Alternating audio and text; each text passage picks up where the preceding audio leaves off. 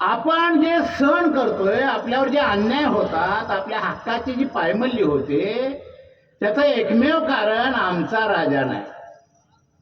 आमचा राजा नाही. इतिहासाच्या पूर्वी अनेक राजे आपले झाले, मानवतावादी राजे झाले, पण त्यांना डाळून ठेवलंय. एका वर्षात राम मंदिर उभं राहिलं, एका वर्षात. आणि दिवाळी साजरी करा म्हटले, रामची पण दिवाळी आहे की. विषय रामाचा नाही. अनेक वर्षापासून छत्रपती शिवाजी महाराजांचं गेले 10 वर्ष आम्ही स्मारक मागतोय. 10 वर्ष स्मारक उभं राहत नाही. एका वर्षात राम मंदिर. अनेक वर्षापासून आम्ही मुंबईमध्ये डॉक्टर बाबासाहेब आंबेडकरांचं स्मारक मागतोय. मागतोय का नाही? उभं राहिलेलं नाही. एका वर्षात राम मंदिर. अनेक वर्षापासून आम्ही अण्णाभाऊ साठेंचं स्मारक बांधतोय, मागतोय. होत नाही. एका वर्षात राम मंदिर. हा विषय मी का काढलाय? त्यांना राजाश्रय आहे, आम्हाला राजाश्रय नाही. आणि राजे बनवणारे तुम्ही आहे. आणि तुमचं बोट हळूच कमल्याकडे जाते. इथून पुढे कमल्याकडे जर चुकून बोट गेलं तर घरात येऊन जाते. कॅच करा बोट, ते कॅच करा बोट.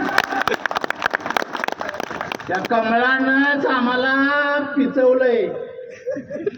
इनडायरेक्टली माणसं बोलत नाही, बोललं पाहिजे ना. आता हे भारत हा काय नकाशा नाही. या देशामध्ये 3.5% ब्राह्मण, 12.5% मराठा, 52% ओबीसी, 13% एससी, 7.5% एसटी, अल्पसंख्याक 10-12%. असा भारत आहे का नाही? आणि 3.5%चं राज्य आहे. आणि आमचं गाडगं मोकळच आहे. जरा विचार करूया माझ्या बांधवात. 3.5% जात जर देशाची सत्ता घेत असेल, काय गावात ब्राह्मण किती आहेत? 2-3 असतील. केंद्रात त्यांची सत्ता. काय तर गणित असणार नाही त्यांचं. आमचं गणितच नाही. आमचं गणित नाही, आमचं प्लॅनिंग नाही, आमचं कागदावर प्लॅनिंग नाही, आमच्यामध्ये एक वाक्यता नाही. म्हणून आमच्या वाट्याला गुलामी येत चालली आहे. समजून घ्या. हे मत महत्वाचं आहे लोकशाहीमध्ये, आहे का नाही? राजाचा मुलगा राजा, राजाचा मुलगा राजा ही प्रक्रिया बाबासाहेबांनी उद्ध्वस्त केली. आणि जो 21 वर्षाचा स्त्री पुरुष होईल त्याला बाबासाहेबांनी मताचा अधिकार दिला. तर बाबासाहेब खूप आनंदित होते. एक त्यांचा सहकारी म्हटलं आंबेडकर लय. आणि काय झालंय? बाबासाहेब म्हटले राजाचा मुलगा राजा, राजाचा मुलगा राजा ही प्रक्रिया मी उद्ध्वस्त केल्या. आणि जो 21 वर्षाचा स्त्री पुरुष होईल त्याला मी मताचा अधिकार देऊन आलोय, म्हणून मला आनंद झालाय. तो म्हणला मग काय फरक पडणार? बाबासाहेब म्हणले एखाद्या झोपडीची मत आपल्या बाळाच्या पाण्याची दोरी घेऊन हातात होत असताना स्वप्न बघेल, आज ना उद्या हा झोपडीचा मुलगा माझा ह्या देशाचा पंतप्रधान होईल, राष्ट्रपती होईल, हे स्वप्न देऊन आलोय. झाले का? गेल्या 75 वर्षाच्या स्वातंत्र्यामध्ये कुणाची चूक आहे? तुमची आमची चूक आहे. तिथं मी एक वाचलं, दंगल मुक्त संघटना आहे, तिकडे दंगल चालली नाही, मी दंगल मुक्त करतोय. एकदा ठरवूया माझ्या बाजूला. लोकसभेच्या तोंडावर तुम्ही ही बैठक घेतलेली आहे. लोकसभेच्या तोंडावर ही सभा चाललेली आहे. आणि सध्या बीजेपीच्या गोटात ज्या त्यांच्या संघटना आहेत त्या म्हणतात ह्या देश आम्हाला हिंदुस्थान करायचं आहे. म्हणतात का नाही? हिंदुस्थान करायचं आहे. हिंदुस्थान झालं तर आमचं काय होईल याचा कधी तर विचार केला पाहिजे. हिंदुस्थान ही मागणी आताची नाही. बाबासाहेब आंबेडकर मसुदा समितीचे अध्यक्ष होते. प्रत्येक कलमावर चर्चा होतात. त्या कलमावर चर्चा होऊन कलम बाहेर पडलेले आहेत. त्या धर्मांध लोकांनी त्यावेळेस मागणी केली होती, तिकडे पाकिस्तान तर इकडे हिंदुस्थान झालं पाहिजे. बाबासाहेब म्हटले माझी घटना निधर्मी आहे. या देशामध्ये अनेक धर्माची माणसं राहतात. जर या देशाचं नाव हिंदुस्थान ठेवलं तर मुस्लिमांचं काय करायचं, बौद्धांचं काय करायचं, ख्रिश्चनांचं काय करायचं? लिंगायताचं काय करायचं, जैनांचं काय करायचं, पुन्हा नावासाठी देश तुटेल फुटेल. बाबासाहेबांनी ती प्रस्ताव मान्य केला आणि या देशाचं नाव भारत ठेवलं आणि इंग्रजीमध्ये इंडिया ठेवलंय का नाही, तरी आम्ही हिंदुस्थान म्हणतोय. का ते हिंदुस्थानचा आग्रह धरतात?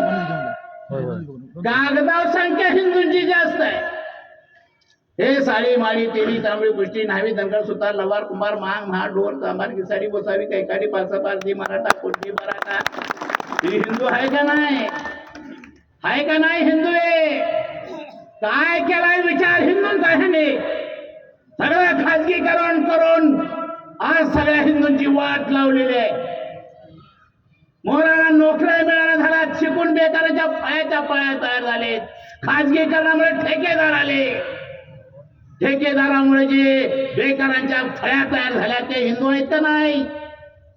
त्यांचा कधी विचार करणार आहात का नाही? फक्त विचार मंदिराचा आहे.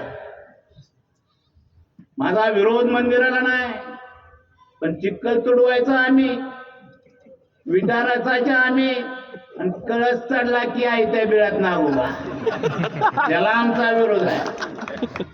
बांधा मंदिर, पण त्याच्यात सुद्धा रिझर्वेशन ठेवा ना पुजाऱ्यामध्ये. 3.5% ब्राह्मण पुजारी, 12.5% मराठा पुजारी, 27% ओबीसी पुजारी होऊ दे ना तिथं. त्यांचं देव सोन्यानं वाकाल्यात आणि आमची मरे सगळ्यात उतरल्या. सांगायचा मुद्दा, ह्यांनी हवा तयार केली. हवा मुस्लिमांच्या विरोधात बोलू लागलेले. खरा राग मुस्लिमांच्यावर नाही, तो आमच्यावर राग आहे. आमचं तर कुठं ओवाळणी करायला ती. दलित मुस्लिम अल्पसंख्याक SC ST OBC यांनी आता एक होण्याची गरज आहे. त्यांना माहित आहे फुटीमध्येच आमची सत्ता आहे, फुटीमध्येच आमची सत्ता आहे. आणि म्हणून हा देश हिंदुस्थान नसून हा देश, देशाचं नाव भारत आहे, लक्षात ठेवा माझ्या बाजूला. आणि भारत म्हटलं की निधर्मी आहे. भारत म्हटलं की निधर्मी आहे. प्रत्येकाला आपल्या धर्माचा प्रसार प्रचार करण्याचा अधिकार बाबासाहेबांनी घटनेत दिलाय. प्रत्येक धर्माचं संरक्षण करण्याचा अधिकार बाबासाहेबांनी दिलाय. पण धर्म राजकारणात आणायचा ना असं घटनेत नमूद करून सुद्धा डायरेक्ट त्यांनी धर्म राजकारणात आणलेला आहे. त्याच्यामुळे गोंधळ झालाय. मुस्लिम बांधव थोडस दचकत बोलतायत सध्या अलीकडे, डायरेक्ट बोलत नाही. अरे भारत आपला आहे ना, भारत आपला आहे ना. भारताच्या त्या प्रक्रियेला हात जर कोण लावत असेल तर आपल्या हातच तलवारी झाल्या पाहिजेत, ही घोषणा आपल्याला करावी लागेल.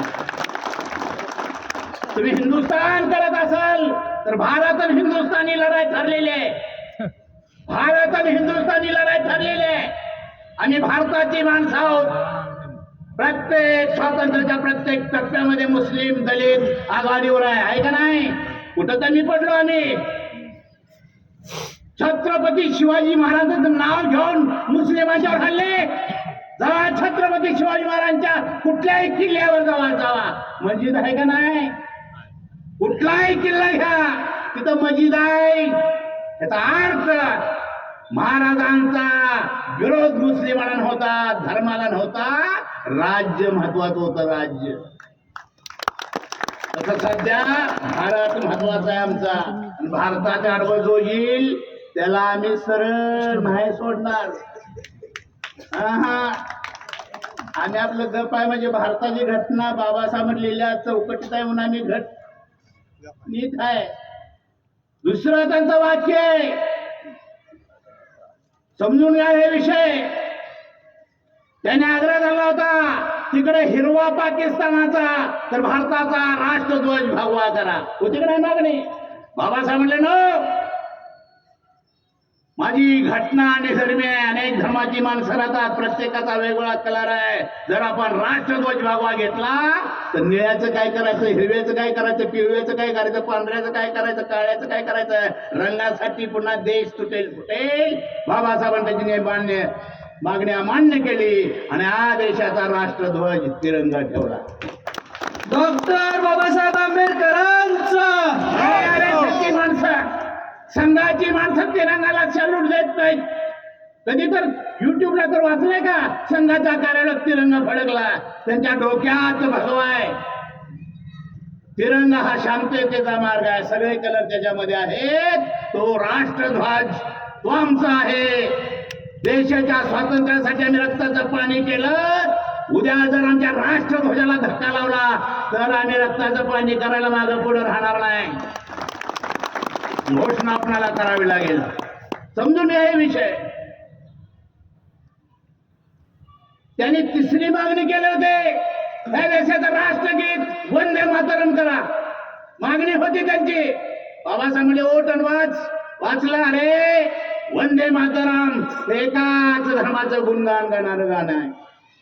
वंदे मातरम हे एकाच धर्माचं गुणगान गाणारं गाणं आहे. जर आपण 15 ऑगस्ट 26 जानेवारीला एकाच धर्माचं गुणगान गाऊ लागलो तर इतर धर्माचं काय? पुन्हा देश त्या नावावर त्या गाण्याच्या आधारे देश तुटेल फुटेल. म्हणून बाबासाहेबांनी देशाचं राष्ट्रगीत जन गण मन केलं ना. नादोन ते आग्रह करतात वंदे मातरमचा. ही सगळी चाल त्यांची हिंदुत्वात